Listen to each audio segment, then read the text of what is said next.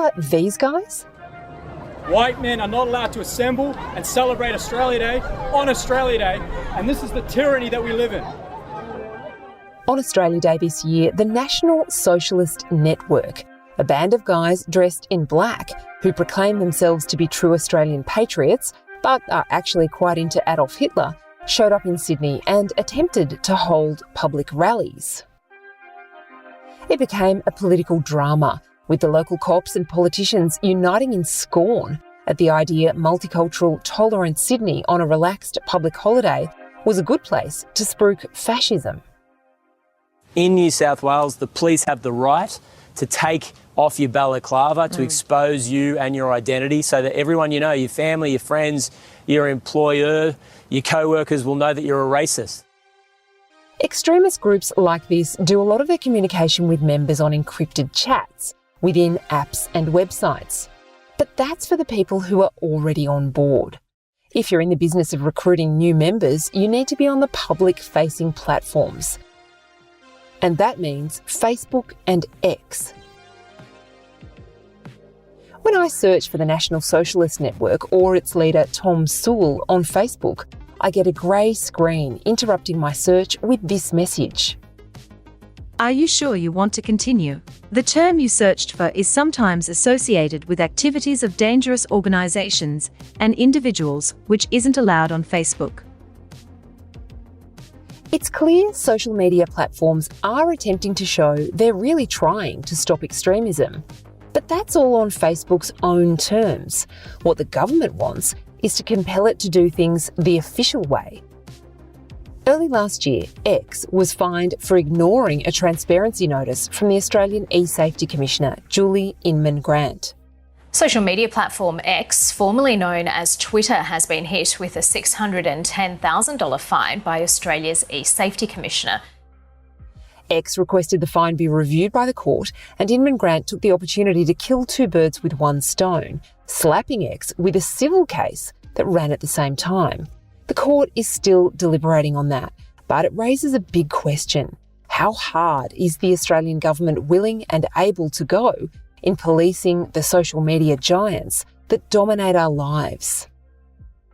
I think the experience we're having here in Australia, it's global. Every government and every country is facing the same issues. Jeff Chambers is the Australian's chief political correspondent. I think that when it comes to community safety, when it comes to protecting children and warding against terrorism, there needs to be a collective approach. And that means that countries like the US and others have to stand up. This is an ongoing issue where China and Russia and these types of countries are very eager to fill the void. This technological avalanche is happening at rapid pace, and now you've got artificial intelligence thrown in there as well. And it just seems like regulators and governments and organisations are just scrambling to try and get some oversight over things, because there really isn't much oversight under current settings. The social media giants watch Australia closely because, just like in health policy, Australia's proved to be a highly influential country on regulation. Australia was the world's first jurisdiction to introduce laws requiring social media platforms and search engines like Google to pay for the news content they put in front of users. The government's argument at the time was that Google and Meta have taken vast volumes of ad revenue away from local publishers. Newspapers and TV stations rely on ads to fund the huge cost of journalism. But Google and Facebook in particular sell ads for a tiny fraction of a slot on a TV channel or a news website. The local publishers just can't compete. The hope was that by forcing Meta and Google to pay, they'd ensure journalism stayed alive and maybe even improve the kind of news served up to social media users. It was called the News Media Bargaining Code, and the ABC used its money to hire 60 regional journalists. News Corp started a digital news academy to train journalists from inside and outside the company in skills like video and data journalism. The code came into effect a little over 3 years ago, but Meta never signed up. Instead, it negotiated individual deals with the big media groups under terms that weren't made public. But now, even that is falling apart. Social media giant Meta sent shockwaves through Australian newsrooms last week, announcing it wouldn't renew deals to pay for Australian content on its platforms. The federal government's lashed the move, saying it's not the Australian way. The Treasurer Jim Chalmers has absented himself from the negotiations with Meta because his wife, Laura Chalmers, is a journalist working for another News Corp Australia publication. I think at the end of the day, the Treasurer of Australia should be involved in these negotiations, getting in the room, talking at the highest levels, doing whatever they need to do, because commercially there are enormous pressures on traditional, reliable and trustworthy media outlets and sources. So there is a little bit of concern that Stephen Jones, as a junior assistant treasurer, and our communications minister, Michelle Rowland, will not be able to open those doors.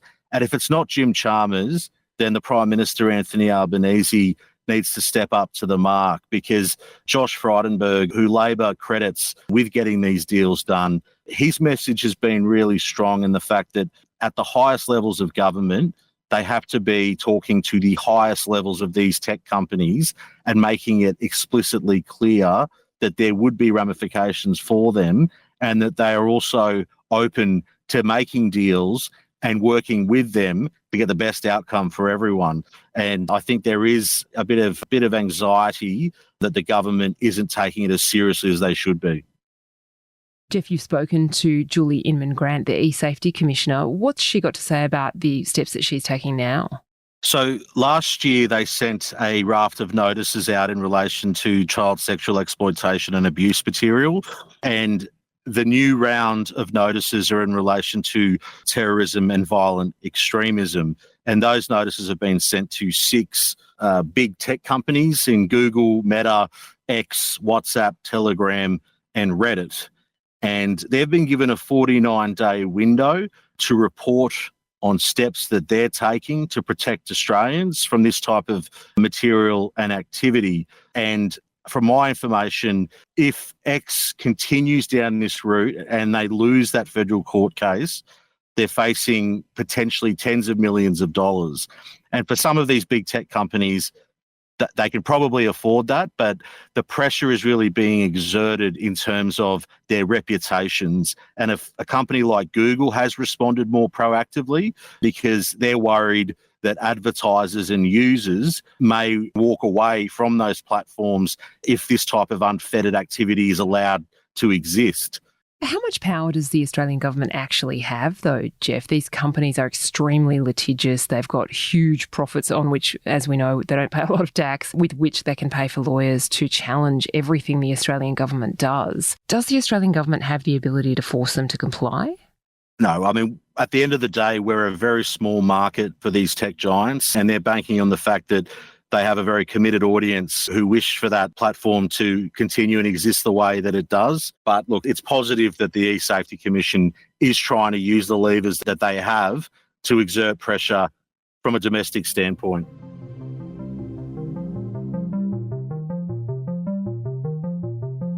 Coming up, how AI is making a difficult task even harder.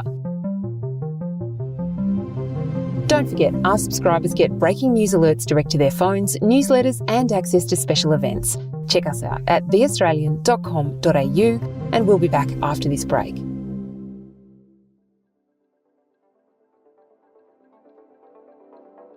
We used artificial intelligence to make this episode, not to do the journalism, to create the AI voice you heard earlier on, reading out Facebook's warning about my search for Nazis. Are you sure you want to continue? That's one example of how AI is changing things in the media. Once upon a time, I would have needed to use a voice actor to record that sentence. We use real voice actors a lot in our podcasts because they bring human warmth and authenticity in a way a robot voice simply can't. Right now, AI voices are almost comically synthetic. Here's what happens when I ask it to read the same passage in a French accent. Are you sure you want to continue? The term you searched for is something associated with activity of dangerous organization and individual which isn't allowed on Facebook. You get the idea. We also use AI tools to transcribe our interviews. It performs okay. But the AI tools really struggle to understand Australian accents, so we get a lot of baffling transcriptions. None of that is wiping out jobs for journalists or voice actors yet. But AI is still in its infancy. In a couple of years, those voices will be a lot more human-sounding and the transcriptions will be much more accurate. AI is a big part of media companies' concern about how tech companies behave, like using our content to train AI tools like ChatGPT. The capacity for AI tools to generate AI content, like child abuse imagery or terror recruitment material, is another massive concern. Jeff, what's your best guess as to what's going to happen here? Is this something where the Albanese government knows that they have to get control, or are they going to make a lot of noise and kind of then just let it go? I think the expectation is that they can't do that. If they went down that path, the financial ramifications for reliable, trustworthy media outlets who have been in place, who have real journalists working for them, not AI, that would destroy the business models of already struggling media organisations.